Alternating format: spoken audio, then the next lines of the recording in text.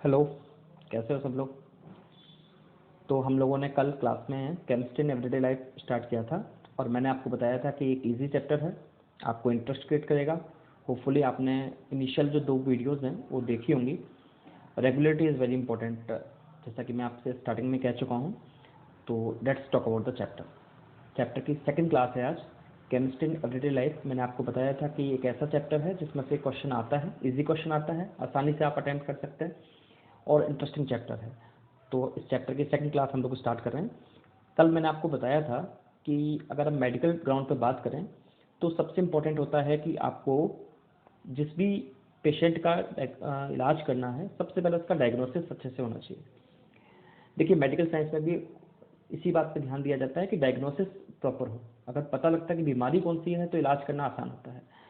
Medical science इस बात को प्रिस्क्राइब करता है कि prevention is better than cure.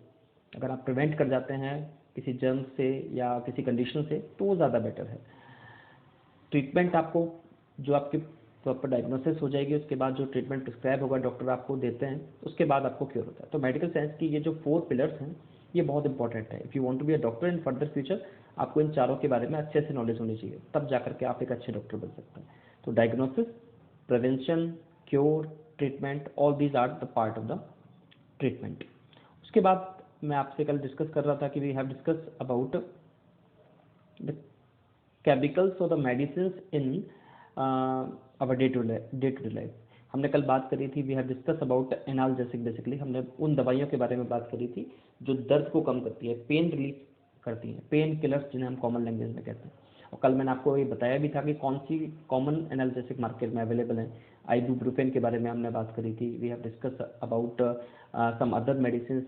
मैंने आपको बताया था एस्प्रिन एक मेडिसिन है, पैरासीटामोल जो है वो दोनों तरह से काम करती है, that can work as a antipyretic, बुखार की दवाई की फॉर्म में भी काम करती है और वो दर्द की दवाई के फॉर्म में भी काम करती है। तो पेन रिसेप्टर्स को ये शांत कर देते हैं। ओवरऑल एनाल्जेसिक के बारे में डिस्कशन कल किया था। आज हम बाकी सब के बारे में डिस्कशन करेंगे और होपफुली आपको ये चैप्टर समझ में आएगा। तो लेट्स स्टार्ट टुडेज क्लास। आज की क्लास स्टार्ट करते हैं और आज की क्लास में हम पहला टॉपिक जो ले रहे हैं दैट इज़ अबाउट एंटासिड्स। बहुत कॉमन टर्म है, पहले से पता होगा आपको। 2 वर्ड से मिलकर बना हुआ है। First one is ant,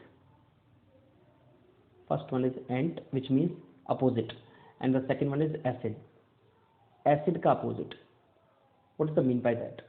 actually जब भी आप कुछ खाना खाते हैं, जब भी कोई एडिबल चीज़ आप अपने डाइजेस्टिव सिस्टम को ऑफर करते हैं, तो डाइजेस्टिव सिस्टम में उस खाने के पहुंचने के बाद आपका जो स्टमक होता है, उस स्टमक में स्पेसिफिक सेल्स होती हैं, जिन सेल्स का नाम अगर आप याद रख सकें तो नाम है ऑक्जेंटिक सेल्स। ऑक्जेंटिक सेल्स होती हैं। ये जो ऑक्जेंटिक सेल्स होती हैं ये HCl का सीक्रेशन शुरू कर देती हैं और इस HCl के सीक्रेशन से एसिडिक मीडियम प्रोड्यूस होता है और एंजाइम्स एक्टिवेट हो जाते हैं और खाना जल्दी से पचने लगता है, जल्दी से डाइजेस्ट होने लगता है।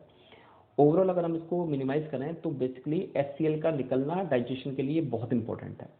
लेकिन कई बार ज़्यादा खाना खाने से, इम्प्रॉपर लाइफ स्टाइल से, एंजाइटी से या कोई भी अदर रीज़न की वजह से आपके स्टमक में या तो ये ऑक्जेंटिक सेल्स HCl का फॉर्मेशन बहुत ज़्यादा कर देते हैं और ऐसी कंडीशन में स्टमक की जो लेयर है वहाँ पर सेंसेशन क्रिएट होने लगते हैं, बर्निंग सेंसेशन क्रिएट होने लगती है, जलन होने लगती है, या बेसिकली हम कहें तो एसिडिटी फील होने लगती है। तो एसिडिटी का बेसिकली रीज़न है production of HCl by oxyntic cells. Biology background से जो बच्चे हैं उनको ध्यान रखना है, सेल का नाम ऑक्जेंटिक सेल। HCl का सीक्रेशन होता है हाइड्रोक्लोरिक एसिड, जिसे सॉल्ट ऑफ एसिड भी बोलते हैं। जब ये एसिड प्रोड्यूस होता है तो सेंसेशन, बर्निंग सेंसेशन होने लगते हैं, जलन होने लगती है और खट्टी डकार आने लगती है। तो ऐसी कंडीशन में हम कहते हैं कि इसको एसिडिटी हो गई है। अब एसिडिटी का इलाज क्या है, what is the treatment of that? Basically अगर आप देखें कॉज को, अगर आप देखें तो एसिड है। अगर हम कॉमन केमिस्ट्री लगाएं तो एक एसिड को एक बेस न्यूट्रलाइज कर सकता है। तो आपको ध्यान रखना है कि ये जो एंटासिड मेडिसिन हैं ये बेसिकली एल्कलाइन इन नेचर होती हैं, बेसिक नेचर में होती हैं, क्योंकि इनको एसिड को न्यूट्रलाइज करना होता है। तो डिफाइन इसी तरह से करेंगे, antacid is a base which neutralise the excess of acid secreted in the stomach during digestion of food. अब यहाँ पर मेन बात यह है कि HCl का फॉर्मेशन तो होना चाहिए, लेकिन उसका फॉर्मेशन अगर आउट ऑफ लिमिट होता है तो ऐसी कंडीशन में आपको एसिडिटी होगी और तब आपको ये मेडिसिन लेनी चाहिए। कई लोग छोटी थोड़ी बहुत एसिडिटी की कंडीशन में जब ये मेडिसिन ले लेते हैं तो उनके लिए एडवर्स इफेक्ट होता है। तो डॉक्टर के प्रिस्क्रिप्शन पे ये मेडिसिन लेनी चाहिए, बहुत कॉमन मेडिसिन है। अगर आप ध्यान से आपने रिकॉल कर पाएँ तो सोडियम बाइकार्बोनेट, जिसको आप बेकिंग सोडा बोलते हैं, जनरली बेकिंग सोडा का यूज़ हम लोग करते हैं खाने में, एसिडिटी को कम करने में खाने का सोडा काम में लिया जाता है। जो भी आपका ऐसा खाना जिसको डाइजेस्ट होने में थोड़ा टाइम लगेगा, उनमें जनरली हम खाना बनाते टाइम ही सोडियम बाइकार्बोनेट इंक्लूड कर देते हैं। मेटल हाइड्रोक्साइड बहुत कॉमन है, milk of magnesia MgOH2। Milk of magnesia का यूज़ बहुत ज़्यादा बड़े लेवल पे होता है एज एन एंटासिड, बहुत कॉमन है, 10th क्लास में आपने पढ़ा भी हुआ है मिल्क ऑफ मैग्नीशिया।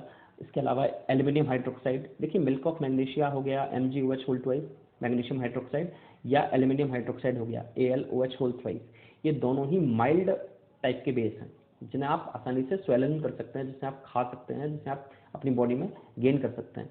अगर आप इसके कंपेरिजन में NaOH को कंपेयर करें या KOH को कंपेयर करें तो बहुत ज़्यादा एसिडिक हैं और एसिडिटी को बहुत ज़्यादा बेसिक, आई एम सॉरी।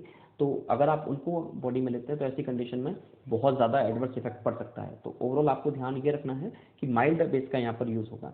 तो मेटल हाइड्रोक्साइड में मैग्नीशियम हाइड्रोक्साइड और एल्यूमिनियम हाइड्रोक्साइड। अगर आप थोड़ा कॉन्शियस हैं और अगर आप चीज़ों को बहुत अच्छे से सुपरविजन करते हैं तो आपने देखा होगा कि मार्केट में एक मेडिसिन मिलती है, गुलाबी कलर की इसकी बोतल आती है, that is basically Gelusil.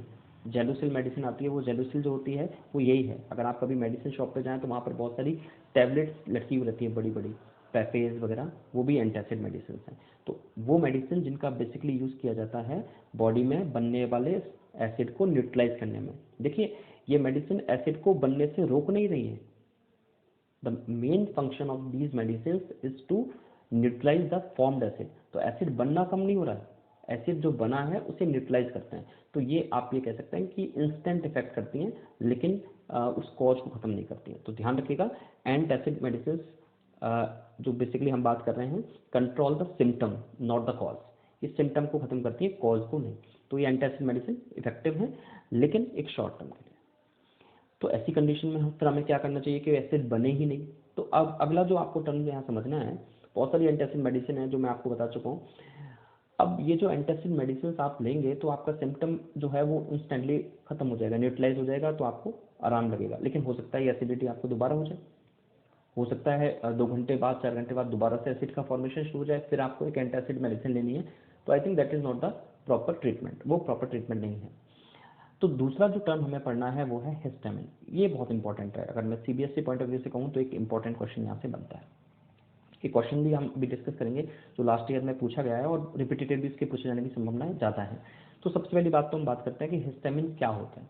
Actually histamine जो है वो बॉडी की एक स्पेसिफिक सेल्स से बनने वाला केमिकल है। उन सेल्स का नाम है मास्ट सेल्स, याद रखने की कोई ज़रूरत नहीं है, knowledge base. Histamine is a chemical which is formed by the mast cell, और ये हिस्टामिन आपकी बॉडी में एलर्जिक एक्शन क्रिएट करता है। आपकी बॉडी में कोई एलर्जन गया तो उसके अपोजिट में जो एक्शन होगा वो हिस्टामिन करता है। मैंने कल आपको बताया था कि अगर इंसेक्ट बाइट होता है तो वहाँ पर लाल सा निशान जो बन जाता है वो उसका एक रीज़न होता है हिस्टामिन। तो ऐसी कंडीशन में बॉडी ने रिस्पॉन्ड किया है, अच्छी बात है, बॉडी ने लड़ाई करी है, लेकिन कई बार ये जो हिस्टामिन का फॉर्मेशन है इतना ज़्यादा हो जाता है कि वही बॉडी के लिए नुकसानदायक हो जाता है। तो जैसे ही स्टमक में सेंसेशंस क्रिएट होने लगते हैं एसिड के, तो हिस्टामिन का फॉर्मेशन होने लगता है। तो एसिड बनने की प्रोसेस को कम किया जाता है, लेकिन कई बार ये इनसफिशिएंट होता है, बॉडी इतना ज़्यादा नहीं कर पाती। तो ऐसी कंडीशन में डॉक्टर आपको प्रिस्क्राइब करेगा कि आप एंटी हिस्टामिन मेडिसिन ले लें। ऐसी कंडीशन में डॉक्टर आपको प्रिस्क्राइब करेगा कि आप एंटी हिस्टामिन मेडिसिन ले लें। और ये एंटी हिस्टामिन मेडिसिन जो हैं, ये एंटी हिस्टामिन मेडिसिन आपके उस कॉज को खत्म करेंगी जो एसिड प्रोड्यूस कर रहा था, ऑक्जेंटिक सेल्स की वर्किंग को कम करेंगी। तो बेसिकली अगर हम बात करें तो हिस्टामिन क्या है, histamine is an organic nitrogen containing compound, it is a nitrogen containing compound basically. और आपको बता दूं कि आप पढ़ेंगे एमीन्स वाले चैप्टर में कि बेसिकली इनका नेचर जो होता है वो ऑटोमेटिकली एक बेसिक नेचर होता है। तो हिस्टामिन के बारे में बात कर रहे थे। Histamine is an organic nitrogen compound involve in local immune response as well as regulating physiological functions in the gut and acting as a neurotransmitter. ये थोड़ा समझने वाली बात है। आपके स्मॉल इंटेस्टाइन में या आपके स्टमक में ये फिजियोलॉजिकल चेंज करता है। मैंने अभी आपको बताया कि जो एसिड बन रहा है उसको कम करता है and act as a neurotransmitter, एक इन्फॉर्मेशन कैरी करता है ऑक्जेंटिक सेल्स तक और ये बताता है कि भाई अब HCl का फॉर्मेशन नहीं करना है। तो histamine is a proper treatment compare to the antacid medicine. Histamine triggers the inflammatory response, ये जो इन्फ्लेमेटरी रिस्पॉन्स है उनको ट्रिगर करता है as part of immune response for foreign pathogen, और बाहर से आने वाले जो पैथोजन है, मैंने अभी आपको बताया एक तरह से बॉडी का रिस्पॉन्स है। तो histamine is that kind of chemical, थोड़ा सा इसके बारे में ध्यान रखिएगा, इंपॉर्टेंट है। आगे बात करते हैं। तो मैंने अभी आपको बताया कि वो मेडिसिन जो हिस्टामिन के फॉर्मेशन को कम करती हैं। हिस्टामिन बना अच्छी बात है, लेकिन ज़्यादा बन गया इसको हमें न्यूट्रलाइज करना पड़ेगा। बेसिकली मैं आपको बताऊं तो हिस्टामिन का फॉर्मेशन बॉडी में ज़्यादा नहीं होना चाहिए, क्योंकि अगर हिस्टामिन ज़्यादा बनेगा, बेस ज़्यादा हो जाएगा, तो एसिड का फॉर्मेशन फिर बॉडी अपने आप ज़्यादा कर देगी। तो ओवरऑल अगर मैं आपको मिनिमाइज करूँ, अगर इस चीज़ को कॉम्पैक्टली बताऊँ, तो बॉडी में होने वाले एलर्जिक एक्शन जिसमें हिस्टामिन का फॉर्मेशन हुआ है और एसिडिटी कॉज्ड हुई है, प्रोड्यूस हुई है, उसके लिए जो मेडिसिन दी जाएंगी वो मेडिसिन होंगी anti histamine medicine. Basically anti histamine medicine वो मेडिसिन हैं जो हिस्टामिन के इफेक्ट को खत्म करती हैं, आई मीन टू से बॉडी में होने वाली किसी भी एलर्जिक एक्शन को न्यूट्रलाइज करती हैं। तो anti histamine prevents the interaction between histamine and receptor in the stomach wall, hence decrease the secretion of acid, और बेसिकली एसिडिटी को के कॉज को ही खत्म कर देती हैं। और बहुत फेमस मेडिसिन है रेनिटिडीन, जो मार्केट में जिनटेक के नाम से या रेनटेक के नाम से मिलती है। आपको फार्मूलाज नहीं याद करने हैं, फार्मूलाज एग्जाम में कभी नहीं पूछे गए हैं। इनमें अगर आप मेहनत करते हैं तो you are wasting your time. I suggest you कि आप इनको नहीं याद करें, नाम आपको याद रखने हैं, फार्मूलाज आपको याद नहीं रखने हैं। मैं आपको एक बहुत इंटरेस्टिंग बात बताता हूँ, इस दुनिया में सबसे ज़्यादा अगर पेशेंट हैं, सबसे ज़्यादा अगर लोग बीमार हैं, तो वो हैं दांतों की बीमारी से, और उसका नाम है डेंटल कैरियसिस। जो दांतों में कीड़ा लगता है, वो बीमारी इस दुनिया के सबसे ज़्यादा पेशेंट्स में है। और इस दुनिया में सबसे ज़्यादा बिकने वाली जो दवाई है उसका नाम है रेनटेक, और it is the compound of ranitidine. Exam में कभी नहीं पूछा जाएगा, लेकिन आप नॉलेज बेस याद रखिएगा, रेनिटिडीन दुनिया में सबसे ज़्यादा बिकने वाली मेडिसिन में शामिल है। तो यहाँ पर बेसिकली आपको जो समझना था वो ये समझना था कि ये एंटी हिस्टामिन जो मेडिसिन हैं इनका मेन काम क्या है। एक बार थोड़ा सा ब्रीफली देख लेते हैं। The hyper sensitivity of some persons to some drugs, dust, pollen grain, cat fur etcetera. देखिए एलर्जी किसी भी रीजन से हो सकती है। इवन तो कई बार हम बोलते भी हैं, किसी आदमी को देख के हमें एलर्जी हो जाती है, किसी स्पेसिफिक एनिमल को देख के एलर्जी हो जाती है, किसी एनवायरनमेंट में एलर्जी हो जाती है, क्लाइमेटिक कंडीशन में एलर्जी हो जाती है, किसी स्पेसिफिक कपड़े से एलर्जी होती है। तो एलर्जी का ऐसा कोई स्पेसिफिक रीजन नहीं है, किसी से भी हो सकती है। It is just a response of body, और कई बार ये हाइपर हो जाता है तो उसको हाइपर सेंसिटिविटी कहते हैं। तो इस कंडीशन को आप एलर्जी कहते हैं, जिसकी वजह से होती है उसे आप एलर्जन कहते हैं। और स्पेसिफिकली मैं आपको बताऊं तो इस पूरी प्रोसेस में हिस्टामिन एक विलेन का काम करता है, हिस्टामिन प्रोड्यूस हो जाता है, और इस हिस्टामिन की वजह से बॉडी में एलर्जिक एक्शन दिखाई देते हैं, सिम्टम्स दिखाई देते हैं। तो the drug which inferior with the natural action of histamine by competing with histamine for binding site of receptor where the histamine exert its effects are called antihistamine medicine। तो अब जो मेडिसिन काम में ली जाएंगी, जो इस काम को रोकेंगी, जो हिस्टामिन के फॉर्मेशन को रोक करके एलर्जी के एक्शन को न्यूट्रलाइज करेंगी, उन मेडिसिन को एंटीहिस्टामिन मेडिसिन बोलते हैं। इनको दूसरा नाम एंटी एलर्जिक मेडिसिन भी बोलते हैं। बहुत सारी मेडिसिन मार्केट में अवेलेबल है। Seldane is a very famous medicine, ये एंटी हिस्टामिन मेडिसिन है। ब्रोमोफेनेरामिन, जिसको आप डाइमेटेप बोलते हैं, डाइमेटेन बोलते हैं, ये मेडिसिन, ये नाम आपको याद रखने पड़ेंगे। सेल्डेन, डाइमेटेन, डाइमेटेप, ब्रोमोफेनेरामिन, ये बेसिकली ऊपर जो दे रखे हैं ये केमिकल्स हैं, और ये जो नीचे दे रखे हैं ये इनके प्रोफेशनल नाम हैं। तो सेल्डेन हो गया है, डाइमेटेप हो गया है, डाइमेटेन हो गया है। कई बार आप मेडिसिन शॉप पे जाते हैं तो मेडिसिन वाला आपको कहता है कि भैया वो दवाई तो नहीं है जो आप मांग रहे हैं, लेकिन ये जो सॉल्ट है वो मिल जाएगा आपको। तो ऐसी कंडीशन में आपको ध्यान रखना है कि ये एंटी हिस्टामिन मेडिसिन जो हैं उन मेडिसिन में बेसिकली हिस्टामिन को न्यूट्रल करने का कैरेक्टरिस्टिक होता है। तो मैं आपको बता रहा था कि एंटी हिस्टामिन में रेनिटिडीन एक मेडिसिन है जो स्पेसिफिकली एसिडिटी को कम करने के काम आती है। तो ध्यान रखिएगा, एंटी हिस्टामिन कॉज को खत्म करती है, एंटासिड उस सिम्टम को खत्म करती है। एक और मेडिसिन अभी थोड़ी देर पहले डिस्कस हुआ था, सेल्डेन। फॉर्मूलेज याद नहीं रखने हैं। सेल्डेन हो गया है, डाइमेटेप हो गया है, रेनिटिडीन हो गए हैं, ये एंटी हिस्टामिन मेडिसिन है। अगर आपसे पूछे कि what is the difference between antacid and anti histamine, तो आप ध्यान रखिएगा एंटी हिस्टामिन मेडिसिन जो हैं वो ज़्यादा इफेक्टिव हैं एसिडिटी के लिए बजाय एंटासिड के। तो यही क्वेश्चन लास्ट ईयर एग्जाम में था, मैं आपको वो क्वेश्चन बता देता हूँ। क्वेश्चन ये था कि why are cimetidine and ranitidine, याद रखिएगा दोनों एंटी हिस्टामिन हैं, better antacid than sodium hydrogen carbonate. Baking soda से ज़्यादा इफेक्टिव है, अभी अभी डिस्कस हो चुका है, कॉज को खत्म करता है। और मैग्नीशियम हाइड्रोक्साइड और एल्युमिनियम हाइड्रोक्साइड, तो बेसिकली इसको आप अगर रीड आउट करेंगे तो आपको एक ही बात समझ में आएगी कि रूट कॉज जो है, जो एसिडिटी का कारण है, उसे खत्म करने का जो कैरेक्टरिस्टिक है वो है एंटीहिस्टामिन मेडिसिन के पास में, या सिंपली मैं कह दूं सिमेटिडीन और रेनिटिडीन के पास में। जबकि एंटासिड केवल सिम्टम को खत्म करती है, आपकी एसिडिटी खत्म हो जाएगी, इसकी कोई गारंटी नहीं है। तो आगे बढ़ते हैं, इसको आप पढ़ लीजिएगा, ये क्वेश्चन एग्जाम में आ चुका है। चलिए, तो एंटासिड और एंटीहिस्टामिन ये दो टॉपिक हमारे कंप्लीट हो चुके हैं। अभी तक हमने 3 टॉपिक कंप्लीट किए हैं। पहला कल एनालिसिस से खत्म किया था, आज हमने एंटासिड और उसके बाद एंटीहिस्टामिन। देखिए, कंपैरेटिव क्वेश्चन भी आपसे पूछ सकते हैं कि एंटीहिस्टामिन और एंटासिड में क्या डिफरेंस है, सिमिलरिटी भी पूछ सकते हैं। आपसे ये भी कह सकते हैं कि ऐसी कोई मेडिसिन बताइए जो एंटीहिस्टामिन और एंटासिड दोनों की तरह काम कर रही है, तो रेनिटिडीन। तो बहुत सारे एग्जाम्पल्स हैं, ये चीज़ें आपको समझ में, आई होप आपको अब तक समझ में आ रहा होगा। आगे बढ़ते हैं, अगला जो टॉपिक है वो है अबाउट मेंटल डिसऑर्डर के बारे में। ये बहुत इंपॉर्टेंट है, आजकल लोग इसके बारे में ज़्यादा बात नहीं करते। जनरली अगर किसी को इस तरह की प्रॉब्लम होती है तो एक ही वर्ड काम में लेता है, पागल हो गया।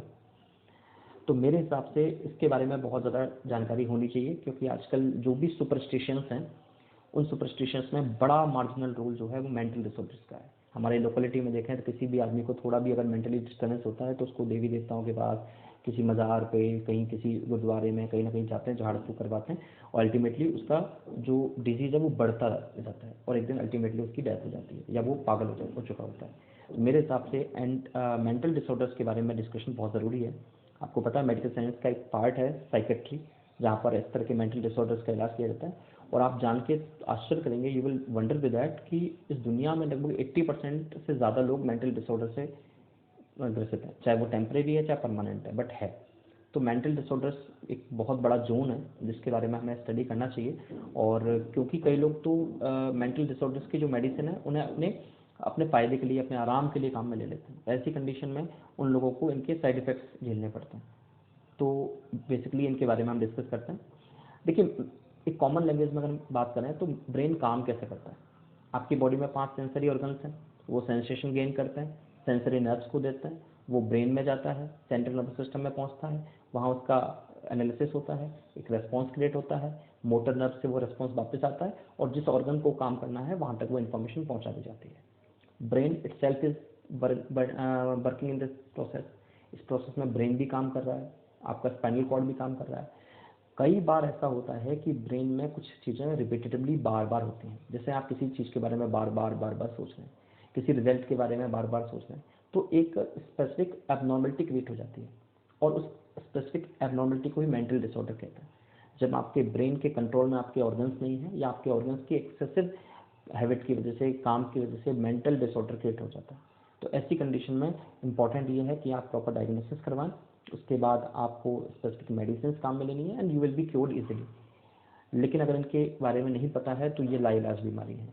मेंटल डिसऑर्डर का कोई इलाज नहीं है until you are not able to recognise that. आज बहुत से लोगों के बारे में आप देखिए, एंजाइटी, डिप्रेशन, नींद नहीं आना, इंसोम्निया बोलते हैं नींद नहीं आने को, इंसोम्निया, कई लोगों को ज़्यादा नींद आती है। तो ऐसी कंडीशंस जिन लोगों के पास में है वो मेंटली डिसऑर्डर से इफेक्टेड है। Mental disorder can not be justified in a second. ये आपके बिहेवियरल चेंज से पता लगता है। आप बहुत आराम से सोते थे, अब आप नहीं सो पा रहे हैं, आप बहुत आराम से चीज़ें याद कर पाते थे, अब नहीं कर पाते, तो that is a condition of mental disorder. I hope आपको मेंटल डिसऑर्डर का मतलब समझ में आ गया होगा। मेंटल डिसऑर्डर क्या है? ऐसी कंडीशन जब आपका ब्रेन और आपका बॉडी प्रॉपरली काम नहीं कर रहा, क्योंकि ब्रेन से आपकी पूरी बॉडी के पार्ट कंट्रोल्ड हैं, अगर वही काम नहीं करेंगे तो प्रॉब्लम। तो now we are starting this type of medicine. ये जो मेंटल डिसऑर्डर की मेडिसिन है उनमें पहली मेडिसिन है ट्रैंक्विलाइजर्स। आपने कई बार सुना होगा, किसी जानवर को पकड़ने के लिए, शेर को पकड़ने के लिए उसे ट्रैंक्विलाइज किया जाता है। बेसिकली ये ट्रैंक्विलाइजर्स नींद की दवाइयाँ या नींद की गोलियाँ हैं। दूसरा है एंटी डिप्रेसेंट।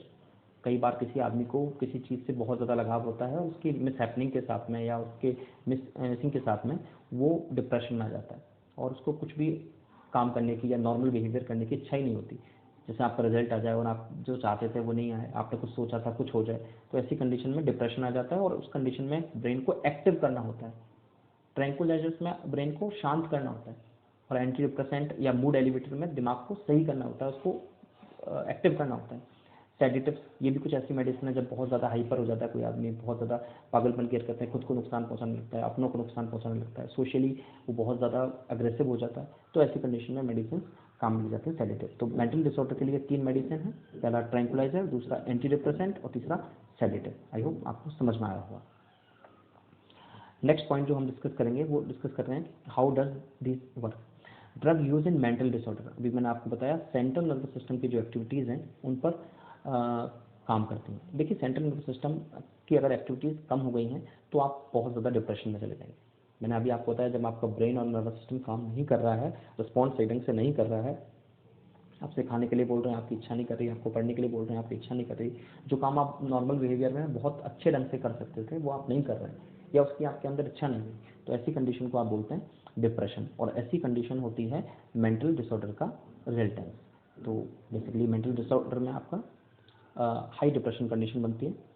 देखिए 3 कंडीशंस को डिस्कस करते हैं, अभी मैंने आपको बताया 3 डिफरेंट मेडिसिन हैं। तो पहली मेडिसिन है ट्रैंक्विलाइजर्स। ये जो ट्रैंक्विलाइजर्स मेडिसिन होती है ये relieve stress and anxiety. Anxiety क्या होती है? एंजाइटी एक ऐसी कंडीशन है जब आप किसी चीज़ के ना होने के बावजूद भी इसके बारे में सोच सोच के डरे। फॉर एग्जाम्पल आप 11th क्लास में और आप 12th के रिजल्ट के लिए परेशान हो रहे हैं, आप 12th में हैं और आप अपने नीट के रिजल्ट के लिए परेशान हो रहे हैं, IIT के रिजल्ट के लिए परेशान हो रहे हैं, आज से 10 साल बाद क्या होने वाला है इसका टेंशन आज आप आज करें, तो that kind of condition is called anxiety. और ये एंजाइटी लगातार होती है और कई बार तो डॉक्टर्स बहुत ज़्यादा डायग्नोसिस कर लेते हैं, एंटासिड मेडिसिन दे देते हैं, एंटीहिस्टामिन मेडिसिन दे देते हैं, इलाज ही नहीं होता। आदमी बार बार कहता है, शिकायत करता है एसिडिटी का। एक्चुअली एंजाइटी की कंडीशन में भी हिस्टामिन का सिक्रेशन ज़्यादा होता है और वो ले दे करके आपकी बॉडी में एसिडिटी रिपीटेडली क्रिएट करती है। कई बार ब्रेन ट्यूमर्स क्रिएट हो जाते हैं, ब्लड प्रेशर हाई हो जाता है, तो ट्रैंक्विलाइजर्स का यूज़ करना पड़ेगा ऐसी कंडीशन में जब आपको स्ट्रेस को रिलीज करना है और एंजाइटी को खत्म करना है। दूसरी मैंने आपको बताया था कि कोई काम आप करते थे नॉर्मली, अभी आप डिप्रेशन में चले गए, आपको उसको करने की इच्छा नहीं हो रही, तो ऐसी कंडीशन में आपको एंटी डिप्रेसेंट या मूड एलिवेटर, कई बार एग्जाम में पूछ लेते हैं what are mood elevator medicine. तो मूड एलिवेटर का मतलब जैसे नाम से पता लग रहा है कि ये दिमाग को ठीक करेंगे, अच्छा करेंगे। तीसरा है sedative medicine. Sedative medicine basically tranquilliser से कैसे डिफरेंस है वो हमें समझना है। ये मेडिसिन जो है सेडेटिव मेडिसिन, ये आपको नींद दिलवाती है। आप क्योंकि देखिए अगर आप एक्टिव मोड में रहेंगे, आप अगर जागे रहेंगे तो ऐसी कंडीशन में आपको आपका ब्रेन काम करेगा ही करेगा और बहुत ज़्यादा हाइपर काम करेगा। तो ऐसी कंडीशन में डॉक्टर आपको सुला देता है, प्रिस्क्राइब करता है कि आप सो जाइए। नेचुरली अगर हम देखें तो नींद एक बहुत अच्छा सेडेटिव मेडिसिन है। आप नींद लेते हैं तो आपका ब्रेन अपने आप एक्टिव हो जाता है। और पुराने लोग कहते भी हैं कि प्रॉपर अच्छी नींद एक अच्छी याददाश्त की निशानी है। तो बेसिकली स्लीप इंड्यूसिंग मेडिसिन होती हैं और ऐसी कंडीशन में आपको सेडेटिव मेडिसिन दी जाती है। तो एंटी डिप्रेसेंट में आपको बेसिकली मूड को एलिवेट किया जाता है, सेडेटिव में आपको सुलाने की कोशिश की जाती है, और ये एग्जाम के लिए इंपॉर्टेंट फैक्ट है। चलिए बात करते हैं ट्रैंक्विलाइजर्स के बारे में। ट्रैंक्विलाइजर्स मैंने आपको नाम से बताया था, the chemical substances used to relieve और reduce the stress and anxiety leading the calmness are called tranquillisers. ऐसी मेडिसिन जिनका यूज़ किया जाता है स्ट्रेस को और एंजाइटी को कम करने में और आपको शांत करने में, उन मेडिसिन का नाम है ट्रैंक्विलाइजर। ये मेडिसिन मार्केट में बिना डॉक्टर के प्रिस्क्रिप्शन से नहीं दी जाती हैं क्योंकि कई लोग इनका मिसयूज़ भी करते हैं। प्रॉपर्टीज़ क्या हैं? Affect the transferring of message mechanism from nerve two receptor. मैंने आपको अभी मैकेनिज्म बताई थी, नर्व से रिसेप्टर तक जितनी जल्दी इंफॉर्मेशन पहुंचेगी उतना ज़्यादा आपका एक्टिवनेस होगा, उतनी ज़्यादा आपकी हाइपर एक्टिविटी रहेगी। तो उस कंडीशन में कई बार इसको कम करना भी इंपॉर्टेंट है। Use to reduce mental tension, disorders of mood, mania और इंसोम्निया। मैंने आपको बताया था इंसोम्निया कंडीशन जो है डिसऑर्डर ऑफ मूड, इंसोम्निया, नींद नहीं आने की बीमारी है, तो ऐसी कंडीशन में आपको ये दवाई दी जाती है। तो फिर सेडेटिव से कैसे डिफरेंस है वो हम डिस्कस करेंगे, लेकिन सबसे पहले आप ये समझिए कि ये जो मेडिसिन है इनका यूज़ किया जाता है बेसिकली उस हाइपर एक्टिविटी को कम करने के लिए। अच्छा, कई लोग क्या करते हैं, इन मेडिसिन का यूज़ कर लेते हैं और यूज़ करने के बाद उनके आदी हो जाते हैं, एडिक्शन हो जाता है, और वो फिर बाद में इनसे छुटकारा नहीं पा सकते, फिर इसको छुड़ाने के लिए डॉक्टर से सलाह लेते रहते हैं। तो बेसिकली मैं आपको बताऊँ कि इसकी वजह से, ज़्यादा यूज़ की वजह से हेडेक, वेट गेन, वजन बढ़ जाता है, ब्लरिंग ऑफ विजन, देखने में दिक्कत आने लगती है। तो ये इसके कॉमन साइड इफेक्ट हैं इस टाइप की मेडिसिन के। तो बेसिकली मैं आपको कुछ नाम बता रहा हूँ, ये नाम आपको याद रखना है। ट्रैंक्विलाइजर्स में एक बहुत फेमस नाम है इक्वेनिल। छोटी छोटी पिल गोलियाँ आती हैं जो डॉक्टर प्रिस्क्राइब करते हैं। इक्वेनिल एक मेडिसिन है। बेसिकली इस इक्वेनिल में अगर आप देखें तो ये कार्बमिक एसिड का एक डेरिवेट है। कार्बमिक एसिड क्या होता है? देखिए कार्बेमिक एसिड जो होता है that is the product of NH2 and it is COOH। ये अगर आप देखें तो दिस इज कार्बेमिक एसिड। तो कार्बेमिक एसिड का एक डेरिवेटिव है, कार्बेमिक एसिड से बना हुआ है NH2COOH is the formula of carbamic acid. Carbamic acid अलग होता है, कार्बेमिक एसिड, और कार्बोनिक एसिड अलग होता है। एक्चुअली कार्बोनिक एसिड होता है H2CO3, जो बेसिकली आप देखें तो एसिड रेन में या कोल्ड ड्रिंक्स वगैरह में होता है। कार्बोनिक एसिड होता है वो H2CO3। ये कार्बोनिक एसिड है और ये कार्बेमिक एसिड है। एग्जाम में आपसे फॉर्मूला शायद पूछ सकते हैं। तो दिस इज कार्बेमिक एसिड। ध्यान रखिएगा कार्बेमिक एसिड पाया जाता है, मिलता है इक्वेनिल मेडिसिन में। इक्वेनिल मेडिसिन एक ट्रैंक्विलाइजर मेडिसिन है। इसके अलावा एक और बहुत फेमस मेडिसिन है जिसका नाम है मेप्रोमेट। मेप्रोमेट एक ट्रैंक्विलाइजर मेडिसिन है, नींद लाने वाली मेडिसिन है। ये 3 वर्ड्स अगर आप नोटिस करें तो ME से बना है मैथिल, PRO से बना है प्रोपिल, और लास्ट में जो आपका बेमेट है that is indicating the carbamic acid. Carbamate. तो मैथिल, प्रोपिल, कार्बेमिक एसिड तीनों को मिलाकर के बनाया जाता है मेप्रोमेट। कई लोगों के दिमाग में आ रहा होगा घर पे बना लेंगे, लेकिन नहीं बना सकते क्योंकि ये डेरिवेटिव हैं और स्पेसिफिक कंडीशंस में बन सकते हैं। मैथिल, प्रोपिल, कार्बेमिक एसिड ये भी एक ट्रैंक्विलाइजर मेडिसिन है। तो 2 ट्रैंक्विलाइजर मेडिसिन अगर आप याद करें तो पहला हो गया आपका इक्वेनिल और दूसरा हो गया मेप्रोमेट। और भी बहुत सारी मेडिसिन हैं लेकिन आप जितना रिक्वायर्ड है उतना याद रखिएगा। Valium is also tranquilliser medicine. Valium हो गया एक क्लोरोडाइजेपॉक्साइड, ये मार्केट में ज़्यादा मिलता है। क्लोरोडाइजेपॉक्साइड, वेलियम, इक्वेनिल, और एक और मेडिसिन बताई मैंने आपको इक्वेनिल के अलावा। अभी जो इक्वेनिल हो गया, वेलियम हो गया, क्लोरोडाइजेपॉम हो गया, और इसके अलावा आपका मेप्रोमेट। ये जो मेडिसिन हैं ये आपको बेसिकली ट्रैंक्विलाइजर में रखनी है। दूसरा जो ग्रुप था वो था एंटी डिप्रेसेंट का। एंटी डिप्रेसेंट जो मेडिसिन, अच्छा एक चीज़ मैं आपको बताना चाहता हूँ कि एक स्पेसिफिक केमिकल है जिसका नाम है डोपामाइन। जब वो रिलीज होता है आपकी बॉडी में तो डोपामाइन एंडोर्फिन क्रिएट करता है और एंडोर्फिन से खुशी मिलती है। जब बॉडी में एंडोर्फिन का फॉर्मेशन कम हो जाता है या डोपामाइन का फॉर्मेशन कम हो जाता है तो ऐसी कंडीशन में बॉडी डिप्रेशन में चली जाती है, और ऐसी कंडीशन में डॉक्टर आपको कहेगा कि भैया एंटी डिप्रेशन मेडिसिन खाओ अगर सही होना है तो। और these drugs reduce depression by stimulating CNS। ये CNS को एक्टिव करता है। तो दोनों में डिफरेंस याद रखिएगा।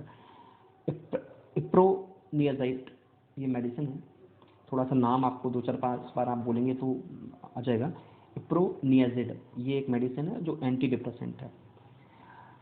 फेनिलजिन, नार्ट्रिल, ये नार्ट्रिल या फेनिलजिन जो हैं ये भी एक एंटी डिप्रेशन मेडिसिन है।